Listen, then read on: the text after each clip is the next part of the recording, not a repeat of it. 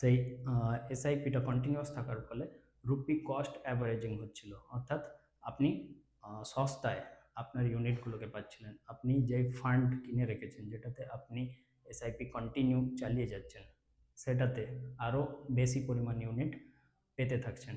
যখনই আপনি একই পরিমাণ অ্যামাউন্ট প্রতি মাসে বাই করছেন, একই পরিমাণ অ্যামাউন্ট ইনভেস্ট করছেন, যখন মার্কেট ডাউন তখন বেশি পরিমাণ ইউনিট অ্যালোকেট হচ্ছে, বেশি পরিমাণ ইউনিট আপনি কিনে নিতে পারছেন। তো এটা হচ্ছে এমন একটা জিনিস যেটা হচ্ছে এমন জিনিস যেটা আপনি সস্তায় ইউনিটগুলোকে পেয়ে যাচ্ছেন, এবং তারপর মার্কেট আস্তে আস্তে ওপরের দিকে উঠলেই আপনি প্রফিটে চলে আসতে পারেন। তো আপনাদেরকে মাথায় রাখতে হবে যে এটা হচ্ছে 1 নম্বর স্ট্র্যাটেজি। যখন মার্কেট ডাউন থাকে তখন ধৈর্য ধরে আপনার এসআইপিকে কন্টিনিউ চালিয়ে যেতে হবে। 2 নম্বর স্ট্র্যাটেজি, 2 নম্বর স্ট্র্যাটেজি কি না, আপনাকে আপনাকে এটা মাথায় রাখতে হবে যে মার্কেট যদি এখন ডাউন যাচ্ছে, তার মানে এটা নয় যে আপনার পোর্টফোলিও নেগেটিভে চলে গেছে, আপনাকে আপনার ফান্ড সেল করে দিতে হবে।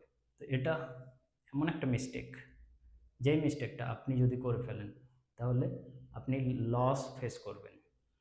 ইয়েস, লস ফেস করবেন আপনি। কেন করবেন না? সবার প্রথমে মার্কেট যখন ডাউন যাচ্ছে, আপনি যে দামে কিনেছেন, আপনি যে দামে ইনভেস্ট করেছেন কোনো একটা ফান্ডে, সেই ফান্ডের ন্যাভ যখন নিচে আছে, তার মানে আপনি বাজার দর যেটাতে কিনেছেন সেই দর থেকে এখন বাজার দর আরও নিচে, অর্থাৎ আপনি যে দামে কিনেছেন সেখান থেকে লস ফেস করছেন, এবং আপনাকে এই মুহূর্তে আপনি যদি সেল করে দেন তাহলে আপনাকে লস ফেস করতে হবে ডাইরেক্টলি। তো এই মুহূর্তে আপনার ধৈর্যের মধ্যে দ্বিতীয় যে জিনিসটা আপনাকে মাথায় রাখতে হবে সেটা হচ্ছে আপনাকে মার্কেট লস থাকার সময় আপনাকে সেল করা চলবে না, আপনি সেল করবেন না, এটা মাথায় রাখতে হবে।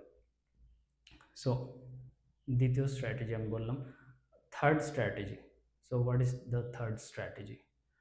থার্ড স্ট্র্যাটেজিটা হচ্ছে যে আপনি যখন কোনো একটা ফান্ডে ইনভেস্টেড থাকছেন এবং মার্কেট যদি ডাউন হয়ে যায়, তখন ধৈর্য ধরে এসআইপিটা কন্টিনিউ করে যাবেন, এবং নেক্সট আপনার কাছে যদি অ্যাডিশনাল ফান্ড কিছু থাকে সেই মুহূর্তে, তাহলে আপনি কি করবেন?